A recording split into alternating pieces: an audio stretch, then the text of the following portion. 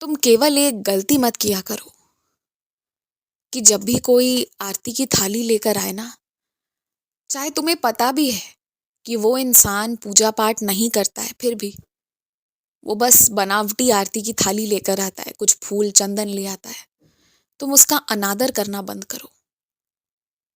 तुम्हारे जीवन में खुद ब खुद शांति आएगी, तुम्हारा व्यापार और अच्छा होगा, खूब तरक्की करोगे तुम। लेकिन जो चाहे सच में पंडित ना भी हो, फिर भी वैसी वेशभूषा का धारण करके अगर कुछ दक्षिणा चाहता है ना, तो तुम ये मान लो कि तुम तो मेरे नाम पर दे रहे हो ना, उसके बाद वो उसका क्या कर रहा है वो उसके कर्म होंगे। तुमने तो मेरे लिए दिया है, मेरा नाम लो कि बाबा ये आप तक पहुंच जाए, ये कहकर दक्षिणा दे दो। पर अपमानित करके कभी मत भगाओ, खासकर जब कोई पूजा पाठ का मामला हो, तब तो बिल्कुल नहीं। या फिर किसी के भूख या किसी की जिंदगी की बात हो, तो अपमानित कभी मत करो, और अपमानित तो कभी किसी को नहीं करना चाहिए, इस बात का ध्यान रखो। और तुम जो ये वास्तु दोष है, ये है वो है ऐसा है वैसा है ना, ये सारी चीजों में मत पड़ो। बस अपने मन को प्रसन्न रखो, अपने कर्मों को अच्छा रखो, और मेरा नाम जाप थोड़ा और बढ़ा दो। खुद ब खुद ग्राहक आएंगे, व्यापार होगा, खुद ब खुद तुम्हें नए काम भी मिलेंगे, तुम्हारा परिवार भी तरक्की करेगा।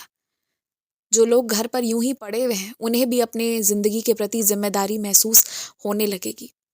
तुम्हारे चिल्लाने से, बहस करने से कुछ नहीं होने वाला है। पर हाँ, मेरे नाम जाप की ये शक्ति है, ये महिमा है कि सबको सही रास्ते पर लगा भी सकती है। और अगर कुछ विशेष जुड़ाव के साथ तुमने नाम जपा ना, तो मैं अपने साक्षात दर्शन भी दे सकता हूँ। तो ये महिमा है उसकी। तुम केवल ये करो जो सच में करना चाहिए, वैसा कोई काम मत करो जो नहीं करना चाहिए।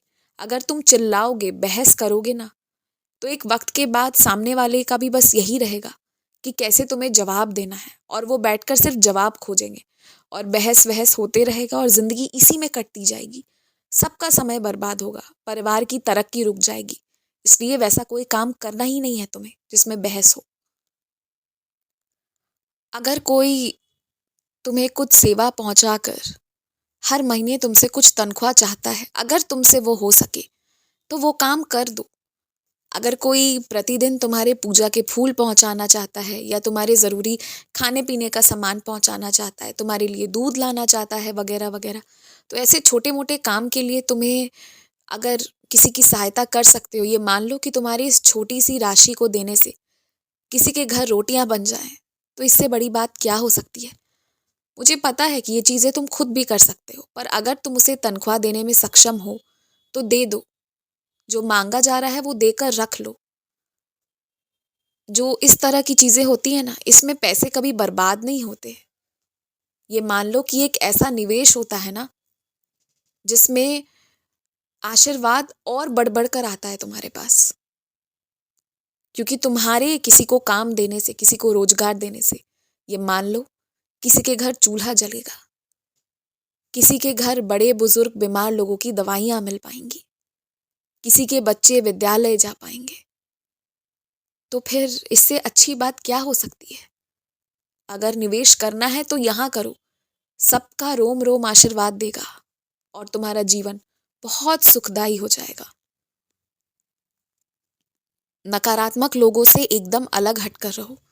मैंने एक सी परिस्थिति, एक सा सामान, सब कुछ सबको दिया। कुछ लोग अपना काम सही से नहीं करते हैं, कुछ लोग देखकर भी कुछ चीजों को अनदेखा कर देते हैं, और बाद में दूसरों पर इल्जाम लगाते हैं। और मुझे अच्छे से पता है कि इन चीजों में तुम बहुत परेशान हो रहे हो। पर मैं एक बात कहूँ, तुम अपनी अच्छाइयों को जारी रखो। तुम्हारी जिंदगी बहुत सुखद है, उन सब लोगों में तुम्हें नहीं पड़ना है। तुम्हें लगता है कि तुम्हारी जिंदगी यूं ही अकेले गुजर जाएगी, तो बहुत गलत हो तुम। सबसे पहला और सबसे अंत तक का सबसे बड़ा साथी तो मैं हूं तुम्हारा, जो सदैव रहेगा। और फिर मेरे कुछ प्यारे बच्चे जो मेरी आराधना करेंगे, तुम्हारे साथ मिलकर करेंगे, ऐसे लोग भी रहेंगे। तुम्हारी चिंता है, मुझे है, ये सबसे बड़ी बात है। इसलिए कौन चिंता कर रहा है कौन नहीं, इससे तुम्हें फर्क नहीं पड़ना चाहिए। कुछ लोगों ने तुम्हें बहुत ठेस पहुंचाया है, और अब वो तुमसे माफी मांगेंगे, क्योंकि मैं उन्हें सच दिखाने जा रहा हूं।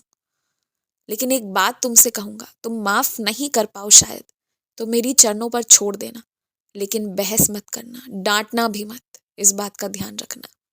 छोड़ दो, कुछ लोगों को बस उनके हाल पर रहने दो, कुछ कहने की जरूरत नहीं। तुम्हारे शब्द भी उन्हें देने की जरूरत नहीं, वो उस लायक नहीं है कि तुम अपने शब्द भी उन्हें दो। हमेशा खुश रहो, हमेशा मुस्कुराते रहो।